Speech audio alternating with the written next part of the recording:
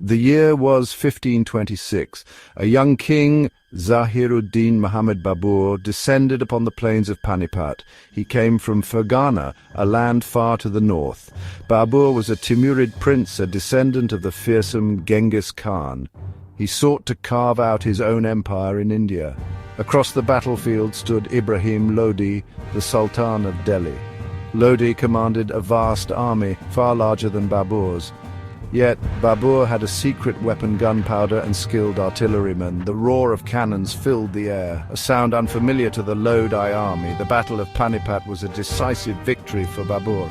Ibrahim Lodi fell in battle, his army routed. This victory marked the beginning of the Mughal Empire, a dynasty that would rule over much of India for centuries. Babur, the Lion, had established his dominion. The Mughal Empire was born in the shadow of Timur's legacy, but it would soon forge its own unique identity.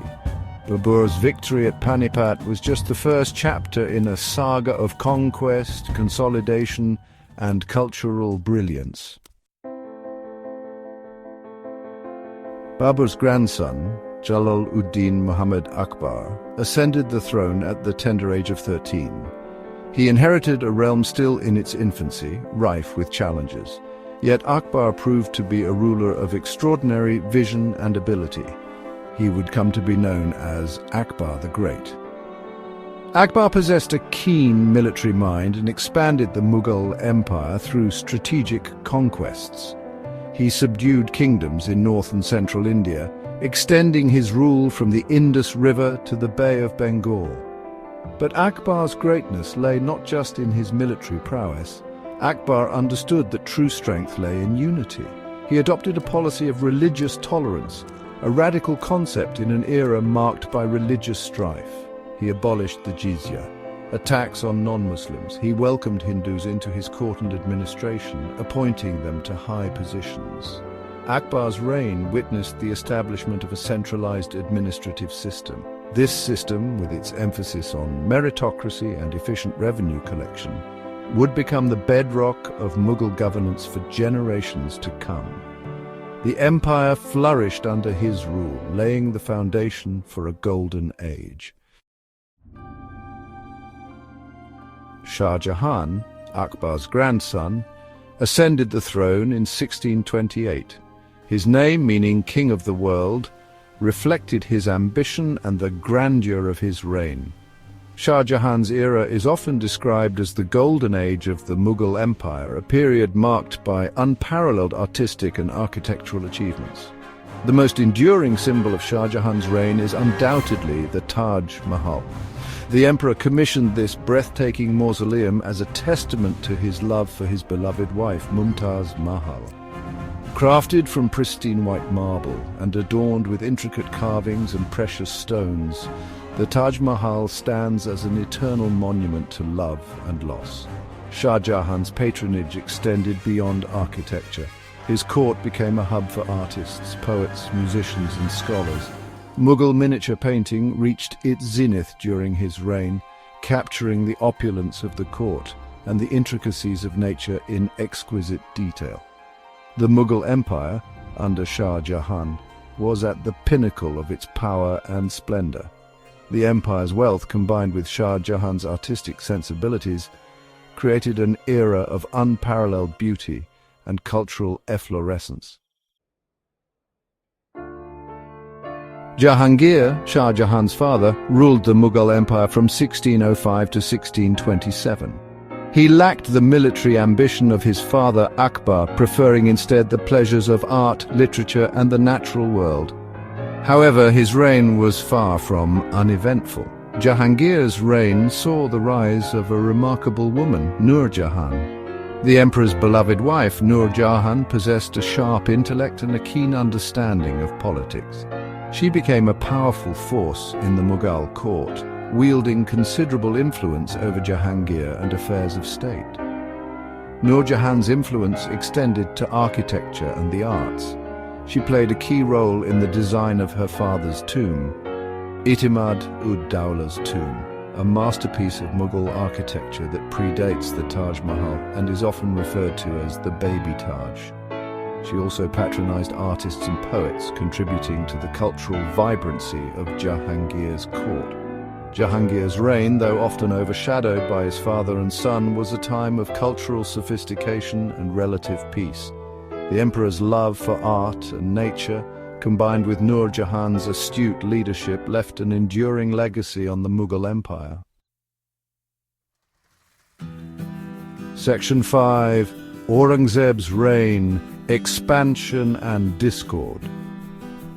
After a bitter war of succession against his brothers, Aurangzeb, the third son of Shah Jahan, ascended the Mughal throne in 1658. His reign, spanning nearly 5 decades, would be marked by both territorial expansion and growing internal discord. Aurangzeb was a devout Muslim, known for his austere piety and his adherence to Islamic law.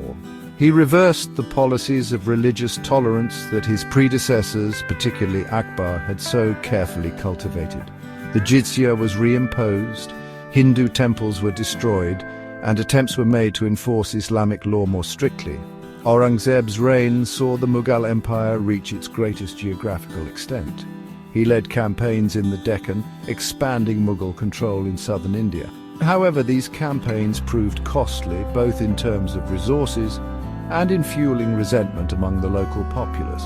Aurangzeb's policies, while driven by his religious convictions, had unintended consequences.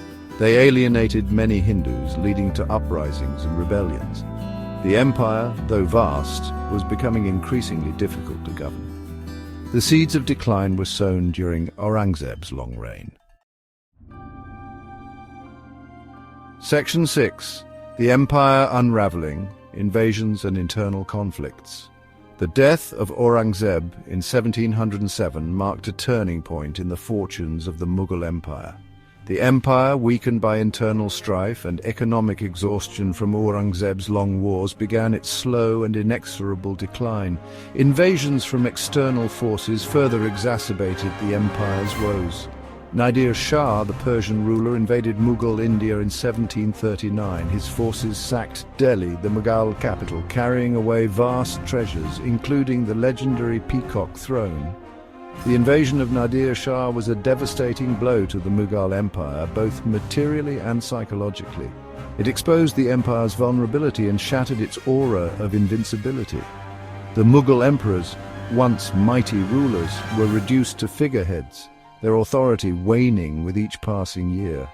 Internal rebellions and the rise of regional powers further fragmented the empire. The Marathas in the west, the Sikhs in the northwest, and the Nawabs in various parts of the empire asserted their independence. The Mughal Empire, once a symbol of unity and might, was disintegrating into a patchwork of competing powers. Section 7. Shadows of the Peacock, the Rise of Regional Powers. As the Mughal Empire waned, regional powers began to fill the void. The Marathas, under the leadership of Shivaji and his successors, carved out a powerful kingdom in western India. Known for their guerrilla warfare tactics and efficient administration, the Marathas posed a formidable challenge to Mughal authority. In the northwest, the Sikhs, who had faced persecution under Aurangzeb, rose to prominence. Banda Singh Bahadur, a military leader, led a rebellion against Mughal rule. Though initially suppressed, the Sikh rebellion created a strong sense of identity and paved the way for the establishment of an independent Sikh kingdom in the Punjab region. The Nawabs, once governors appointed by the Mughal emperor, increasingly acted as independent rulers. The Nawabs of Bengal, Awadh and Hyderabad commanded vast resources and maintained their own armies. They paid nominal allegiance to the Mughal emperor, but in practice ruled their provinces as independent kingdoms. The rise of these regional powers marked a significant shift in the political landscape of India. The Mughal Empire, once the dominant force, was now just one player among many. The stage was set for a new era of competition and conflict, with far-reaching consequences for the future of the subcontinent. Section 8. Legacy of the Mughals, an Enduring Imprint. The Mughal Empire, despite its decline and eventual demise, left an indelible mark on the Indian subcontinent. Its legacy is visible even today, woven into the fabric of modern India. The Mughals were great patrons of art, architecture and literature. Their architectural marvels, including the Taj Mahal, the Red Fort in Delhi and the Fatehpur Sikri complex, stand as testaments to their grandeur and artistic sensibilities. Mughal architecture, with its characteristic domes, minarets and intricate ornamentation, continues to inspire architects and artists today. Mughal cuisine, a rich and flavorful blend of Persian, Central Asian and Indian culinary traditions, remains an integral part of Indian food culture. The Mughal court, known for its lavish feasts and elaborate culinary creations, played a key role in shaping the culinary landscape of India. The Mughal Empire, though often romanticized, was also marked by periods of religious intolerance and oppression. However, the Mughals' legacy is complex and multifaceted. Their contributions to art, architecture, literature and administration have left an enduring imprint on India, shaping its cultural identity in profound ways. Section 9. Conclusion: the Mughal tapestry in modern India. The Mughal Empire, like all empires, rose, flourished and eventually declined. Its journey through time was marked by moments of greatness, periods of turmoil, and ultimately the inevitable passage into the annals of history. The legacy of the Mughals is not merely confined to history books and crumbling monuments.